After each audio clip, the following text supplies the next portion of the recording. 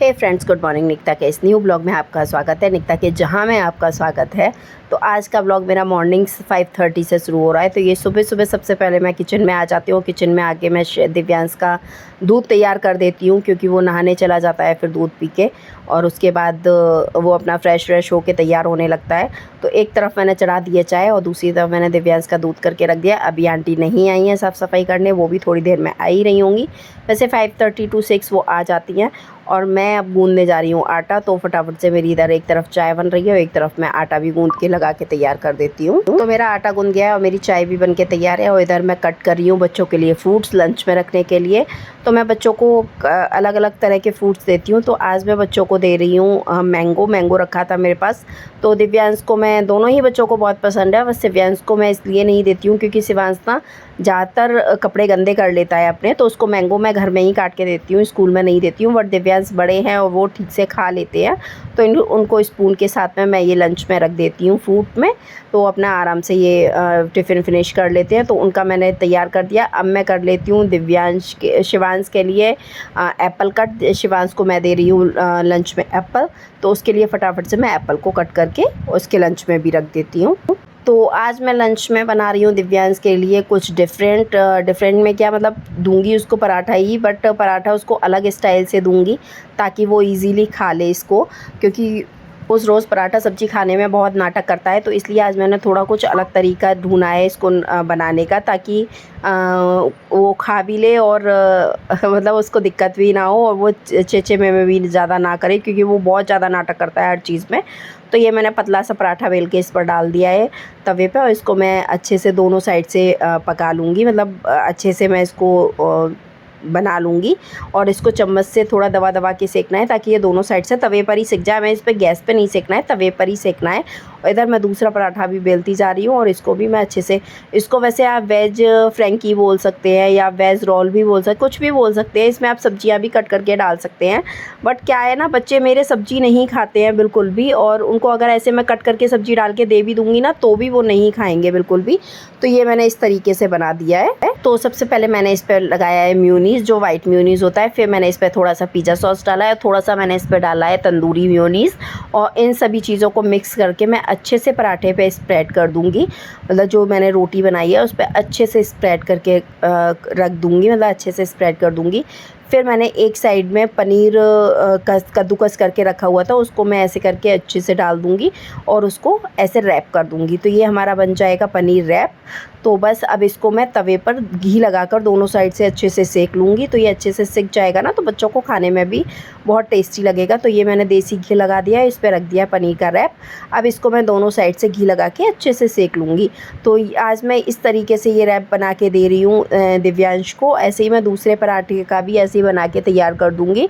तो दिव्यांश को तो मैंने ये लंच में दे दिया, बट शिवांश ना मेरी ये सॉसेस वगैरह बहुत कम खाता है, खाता ही नहीं है बिल्कुल भी। तो उसको ये पसंद नहीं आएगा, मुझे पता है। और दिव्यांश ना ऐसी वैसी चीज़ें खा लेता है, तो दिव्यांश को ये चीज़ पसंद आएगी। तो ये मैंने दिव्यांश के लिए तो बना दिया। शिवांश के लिए मैं एक सिंपल पनीर का पराठा बना लूँगी। और पनीर में मैंने थोड़ा सा नमक और मिर्च थोड़ी सी डाल ली थी। तो बस वो भर के मैंने इसको बना दिया। अब ये दूसरे पराठा भी बना लूँगी। ऐसे मैंने आज दिव्यांश का ये नए तरीके का नाश्ता तैयार कर दिया है। अब मैं पिज़्ज़ा कटर लूँगी और दोनों को मैंने इस तरह से कट करके रख दिया है। तो देखिए लंच भी मैंने तैयार कर दिया है। दोनों बच्चों के लंच में इसको ऐसे लगा दूँगी। और मैंने दिव्यांश के लिए रखी है नमकीन, जो उसकी फेवरेट वाली नमकीन है। तो बस आज का बच्चों का लंच तैयार हो गया है। अब मैं करती हूँ बच्चों को फटाफट से रेडी। तो मैं नहाकर फटाफट से किचन में आ गई और मैं नाश्ते में सबके लिए बना रही हूँ पनीर के पराठे, और पापा के लिए बन रहा है कढ़ाई में दलिया। तो आज मुझे जाना है कहीं पर, मेरी एक फ्रेंड है उसके यहाँ पे आज दुकान का इनॉग्रेशन है। तो अचानक से मुझे याद आया, पहले मुझे सुबह से याद ही नहीं था कि मुझे जाना है। तो फिर अचानक से याद आया कि हाँ मुझे तो वहाँ भी जाना है। तो फटाफट से मैं सबको नाश्ता वगैरह करा रही हूँ। पापा को दलिया बना के खिला कर जाऊँगी और उनका खाना बना के भी रख जाऊँगी ताकि उन्हें दिक्कत ना हो। पता नहीं वहाँ कितना क्या टाइम लग जाए। तो फटाफट से काम करने के बाद फिर मैं होती हूँ रेडी। तो हम लोग जा रहे हैं एक दुकान के इनॉग्रेशन में, मैंने आपको बताया हुआ है। बस रेडी हो चुके हैं, बस अभी निकल रहे हैं।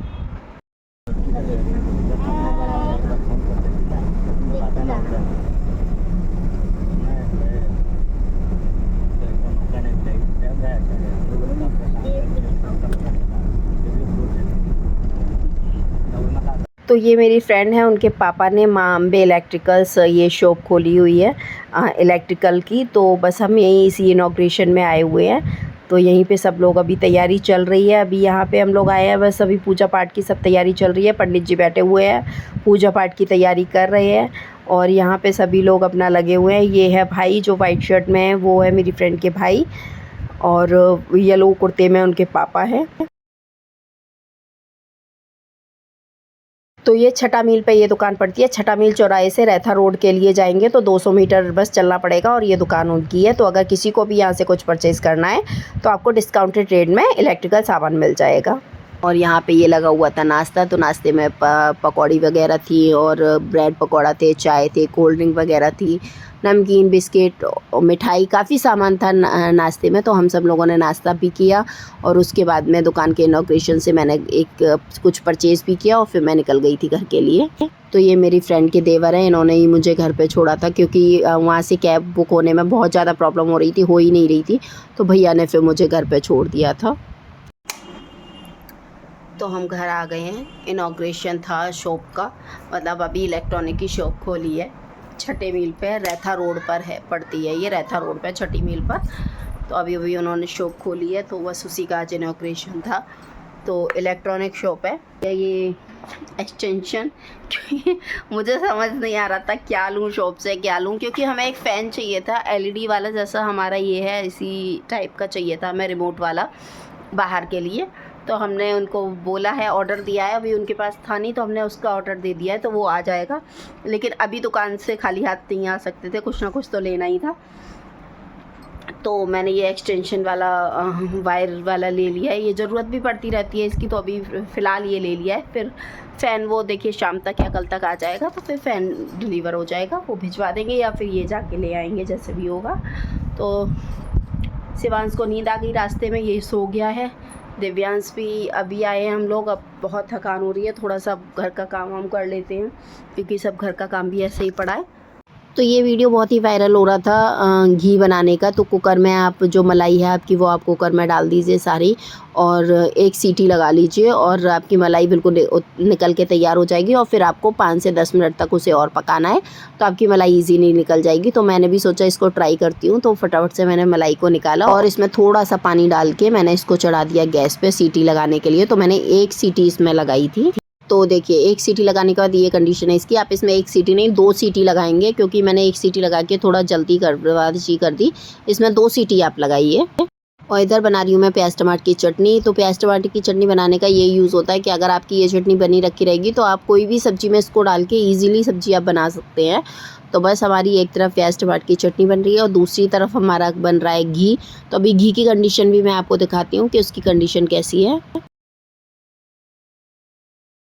तो ये देखिए मैंने इसको मलाई को ना कम से कम 15 से 20 मिनट तक ऐसे पकाया है कुकर में, तब जाके ये मेरी मलाई निकली है। तो बहुत ही लेट निकली है, 5 मिनट में नहीं निकलती है। तो ये हैक तो फेल भी नहीं कहेंगे इसे, थोड़ा यूज़फुल था कि आप ऐसे करके जल्दी निकाल सकते हैं। बट मैंने एक सीटी कम लगाई थी, मुझे 2 सीटी लगानी चाहिए थी और घी की क्वांटिटी थोड़ी कम रखनी चाहिए थी, क्योंकि मेरा घी बहुत ज़्यादा था तो कुकर से सीटी लगाने में ना बाहर आ रहा था। तो इस वजह से मैंने उसको जल्दी बंद कर दिया और फिर मैंने ऐसे ही गैस पे इसको बनाया। लेकिन हाँ, भगोने की बजाय ये कुकर में बहुत जल्दी बन जाता है, ये बात तो सच है। तो आप भी पतीले के बजाय इसको कुकर में बनाए ना घी को, तो ज़्यादा जल्दी बनेगा। और इस तरीके से भी बनाएंगे तो बहुत इजीली बन जाता है, ना कोई बर्तन का झंझट ना कुछ, और बहुत जल्दी घी निकल आता है। लेकिन हाँ, मुझे हाफ़ एन आवर लग गया था घी निकालने में। तो इतना टाइम तो वैसे भी घी निकालते हैं हम तो भी हमें लग ही जाता है, तो इसमें कोई ज़्यादा बहुत जल्दी नहीं निकला। लेकिन हाँ, अगर मैं 2 सीटी लगाती तो शायद जल्दी निकल आता। तो आधे घंटे की मेहनत के बाद हमारा आधा लीटर घी निकल के तैयार हो गया है। तो ये मेरा 10 से 12 दिन की मलाई का घी है, ज़्यादा दिन का नहीं है, और बहुत ही परफेक्ट घी निकला है, बहुत ही अच्छा घी निकल के तैयार हुआ है। जो इसकी छानन बची है वो मैंने रख दी है। अगर आप चाहें तो उसमें चीनी वगैरह डाल के उसको मिठाई की तरह भी यूज़ कर सकते हैं, बहुत टेस्टी लगती है खाने में। तो बस हमारा घी बन के तैयार है। सो फ्रेंड्स, काम ख़त्म करके मैं आ गई हूँ रूम में, और आज आया था मेरा ये पार्सल। तो मैंने अभी तक खोल के भी नहीं देखा है कि क्या आया है इस पार्सल में। अब ये मैं कल देखूँगी, क्योंकि आज मैं बहुत टायर्ड हो रही हूँ। और मैंने अभी कुछ 4-5 ऑर्डर किए हैं, मुझे ज़रूरत थी कुछ सामानों की, तो देखती हूँ इसमें क्या आया है। तो वो देखूँगी मैं कल ओपनिंग करूँगी पार्सल की। तो ब्लॉग में बने रहिएगा। चैनल को सब्सक्राइब कर लीजिएगा, लाइक कर दीजिएगा एंड शेयर कर दीजिएगा। और क्या क्या मैंने आइटम्स मंगाया वो भी मैं आपको कल दिखाऊंगी। तो कुछ पार्सल हो सकता है कल भी आ जाए, तो सारे मैं एक साथ फिर आपको दिखाऊंगी। तो करते हैं इस ब्लॉग को यहीं पर एंड। तो please like, subscribe and share. Thank you.